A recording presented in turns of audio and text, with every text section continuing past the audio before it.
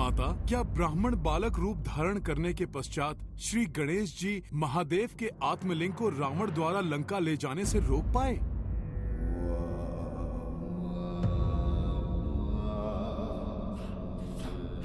ब्राह्मण बालक, मैं कौन हूं ये तुम्हें अभी ज्ञात नहीं हुआ है।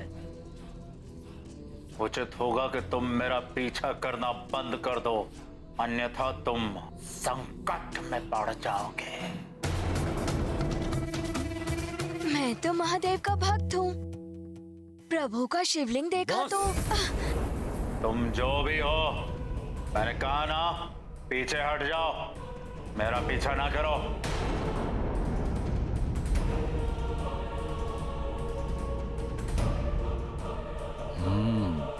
ये बालक दिखने में तो शक्तिशाली प्रतीत हो रहा है। यदि इससे कहूं तो ये मेरा संध्या बंधन पूर्ण होने तक शिवलिंग को हाथ में पकड़े रख सकता है। ब्राह्मण बालक, रुको।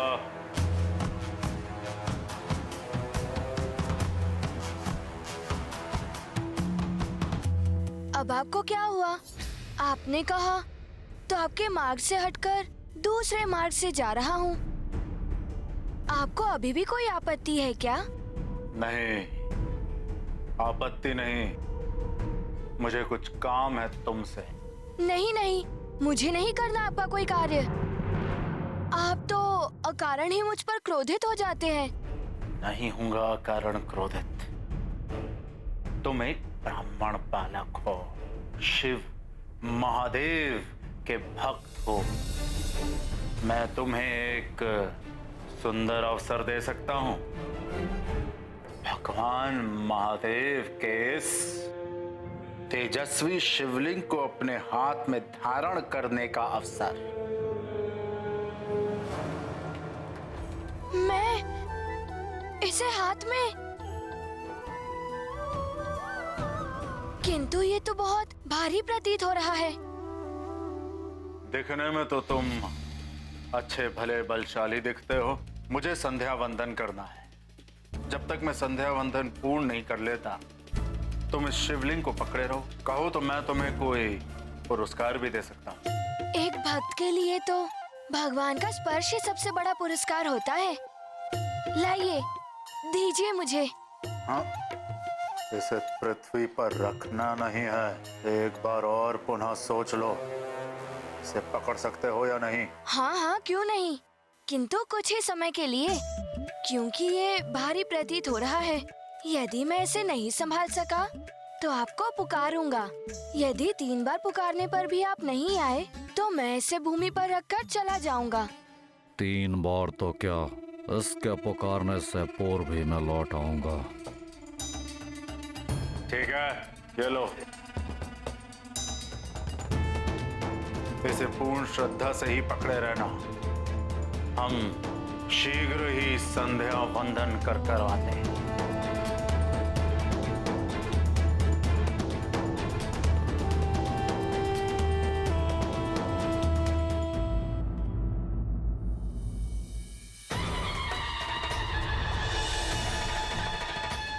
ओम नमः शिवाय। प्रणाम पिताश्री। अर्थात गणेश जी की युक्ति सफल हो रही थी। हनुमान पुत्र गणेश का उद्देश्य तो रावण की यात्रा को विफल करना था, और वैसे भी गणेश जिस कार्य को करने की ठान ले वो तो पूर्ण होता ही है। बस गणेश प्रभु के शिवलिंग को लिए वहीं खड़े रहे और रावण समुद्र में जाकर संध्या वंदन करने लगा।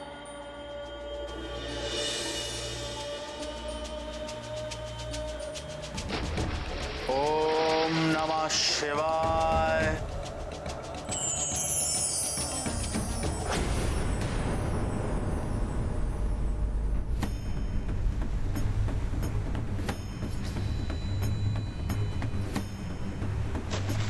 ओम नमः शिवाय। ओहो, ये जल क्यों नहीं आ रहा है हाथ में? जल के स्थान पर ये कंकर। गणेश जी की लीला तो अति न्यारी है।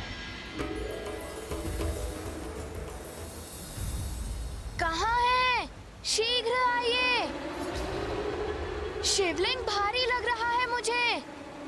बालक, 3 बार पुकारने तक तो शिवलिंग पृथ्वी पर नहीं रखेगा।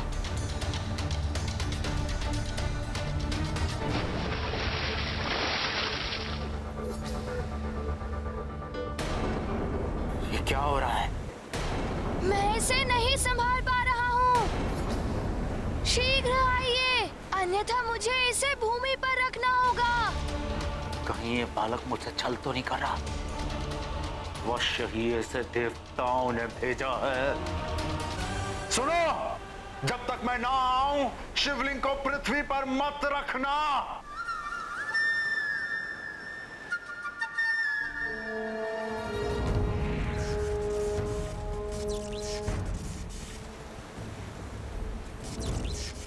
दंडल, पांव फंस रहे हैं।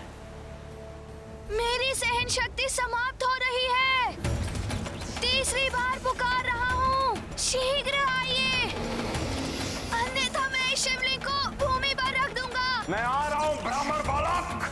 शिवलिंग को हाथ में ही रखे रहना, पृथ्वी पर मत रखना।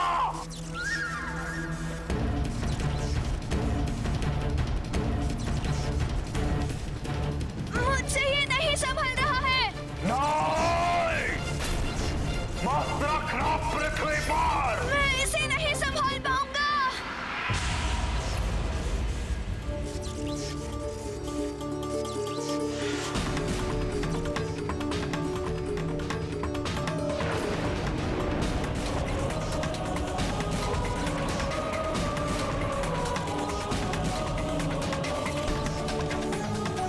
रुक जाओ, रुक जाओ।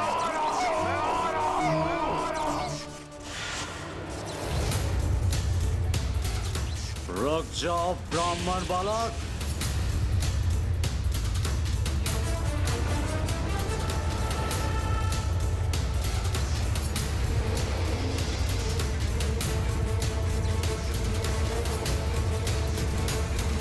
रुक जा, रुक जा, रुक जा।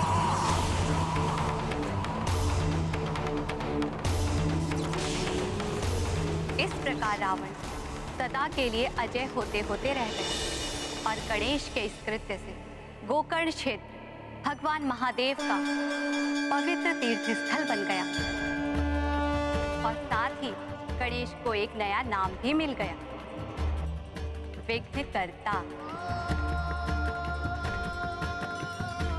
विघ्नकर्ता श्री गणेश। संसार को संकट में डालने वालों के लिए विघ्न उत्पन्न करने वाले गणेश जी। जय श्री गणेश।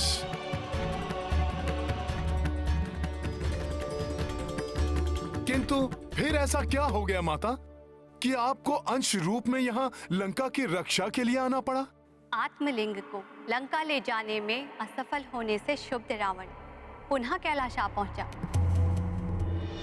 प्रभु, देखा आपने, देखा आपकी भक्ति का क्या प्रसाद मिला है आपके परम भक्त दशानन लंकेश रावण को। महादेव, यदि मैंने आपकी सच्ची भक्ति की है तो आपको मुझे वरदान देना होगा जो आपके उस आत्मलिंग के समान ही प्रभावकारी हो। लंकेश, महादेव आपको वरदान दे चुके हैं, किंतु सब कुछ जानते हुए भी आप उस वरदान का मान नहीं रख पाए और अब पुनः आत्मलिंग के समान वरदान प्राप्त करना चाहते हैं। हाँ माता, क्योंकि मेरी भक्ति सच्ची है। मैं प्रभु के उस पवित्र आत्मलिंग को प्राप्त करने के सर्वथा योग्य हूं।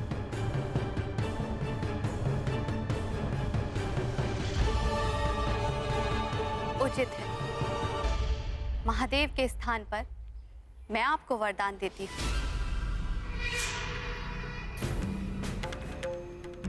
कि मैं अपने अंश चामुंडा देवी के रूप में सदैव आपकी लंका की रक्षा करूंगी। किंतु स्मरण रहे, जिस दिन आपके पाप आपकी भक्ति द्वारा प्राप्त हुए पुण्यों से अधिक हुए, मैं लौट आऊंगी। धन्य हुआ महादेवी, धन्य हुआ।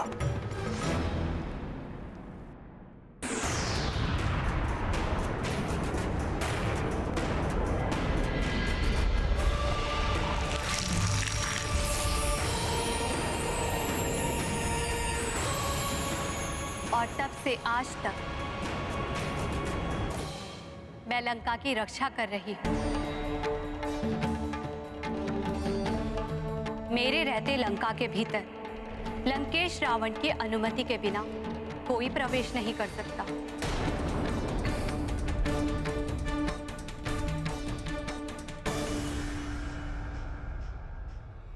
तुम भी नहीं हनुमान।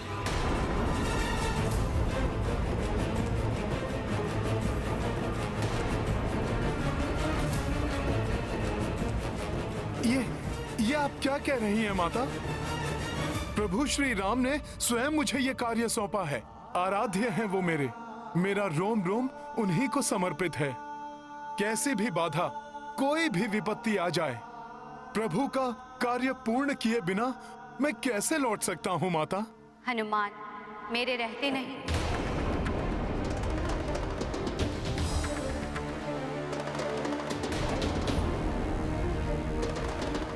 किंतु मेरे जाने के पश्चात तो तुम लंका में प्रवेश कर सकते हो।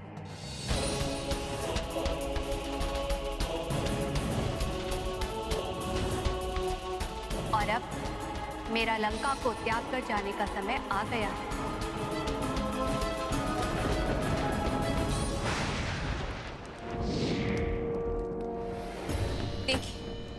देखिए स्वामी, स्वयं अपने नेत्रों से देख लीजिए।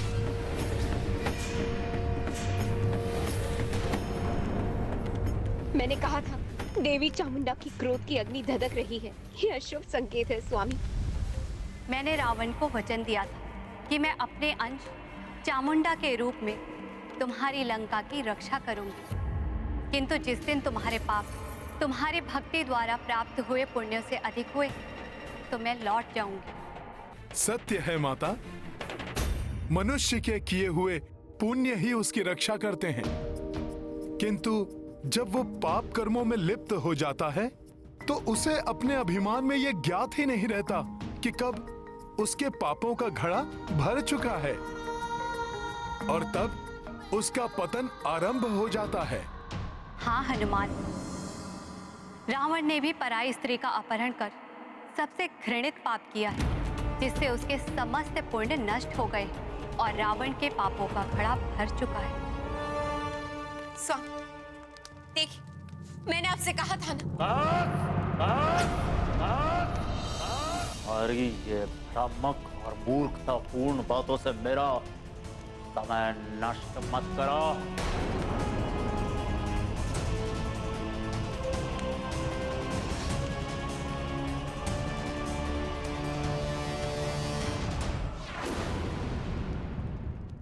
जिस लंका में हर क्षण नारी का अपमान हो रहा, चाहे वो अपने पति के द्वारा ही अपमानित की जा रही है या किसी नारी को बलपूर्वक अपने पति से दूर करके पति वियोग सहने को विवश कर दिया गया हो, मैं उस लंका की सुरक्षा कैसे कर सकती हूँ हनुमान?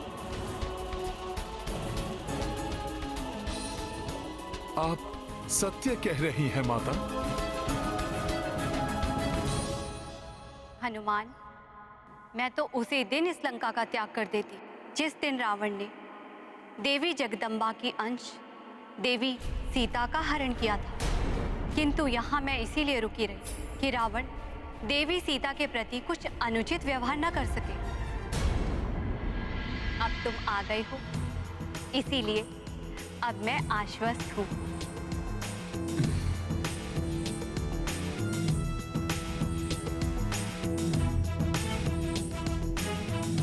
अब तुम्हें अपने दायित्वों को निभाते हुए राम कार्य को पूर्ण करना है हनुमान। अवश्य माता। प्रणाम।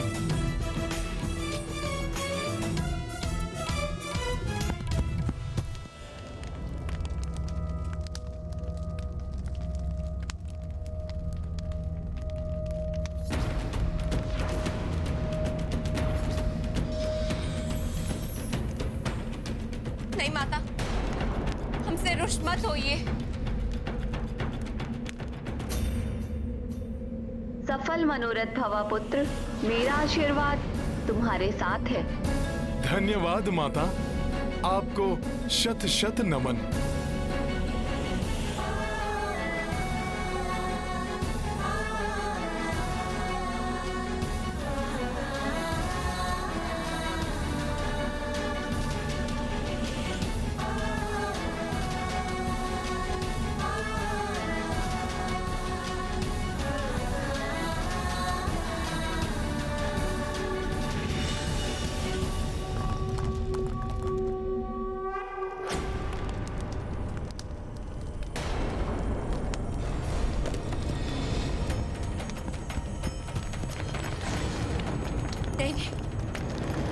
ये अकस्मात क्या होने लगा?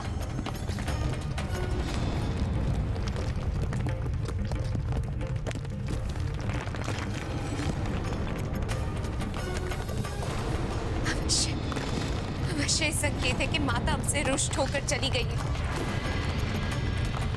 हो ना, कोई विपदा लंका में प्रवेश कर चुकी है।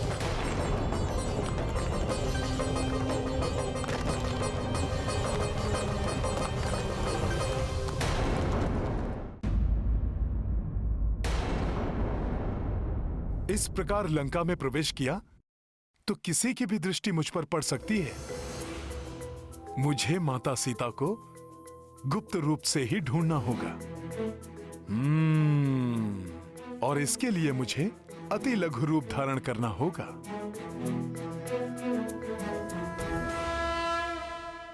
जय श्री राम।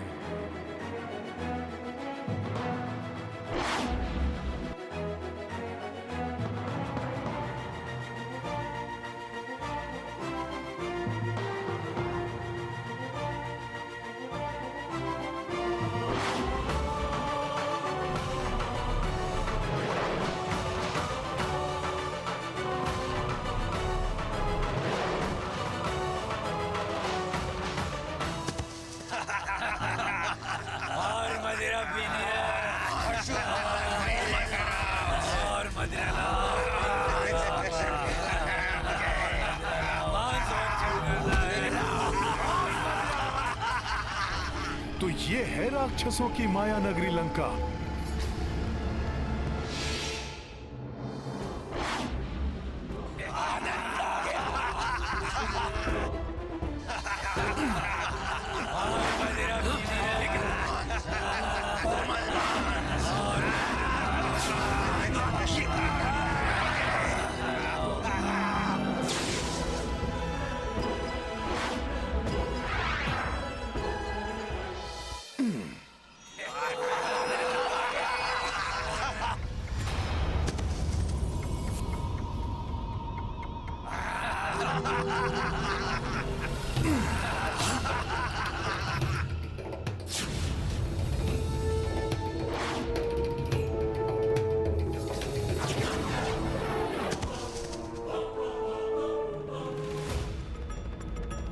वहां से देखता हूं।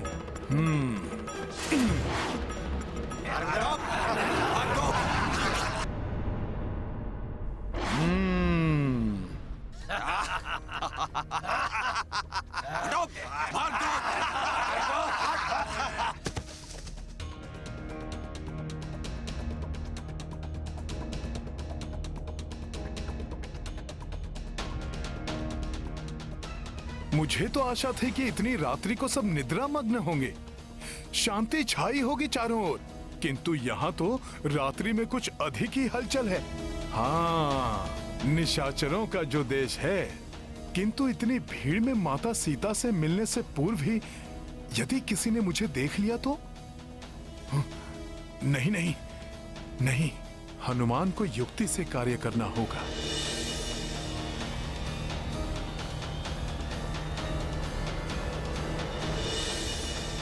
प्रभु श्री राम के आशीर्वाद के रहते कोई भी असुर मेरी उपस्थिति के बारे में नहीं जान सकेगा।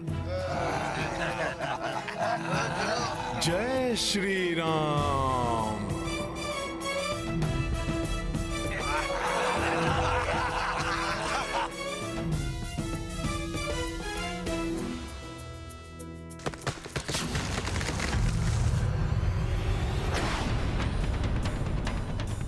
ध्वनि क्या हुआ है यहाँ? अरे ये प्रतिमा का भाग अकस्मात कैसे गिर गया? ये कैसे संभव है? प्राविसी नगर की जय सब काजा, हृदय राखी कौशलपुर राजा।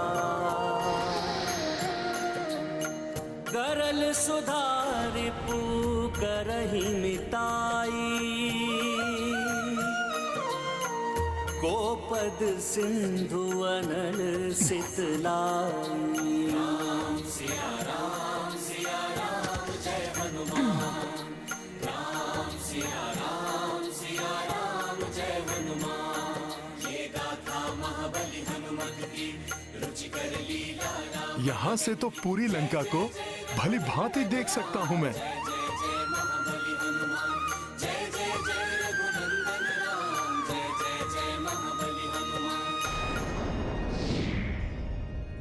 किसी भी कार्य में उद्देश्य यदि उचित हो तो ही सफलता मिलती है और ईश्वर भी सहायता करते हैं।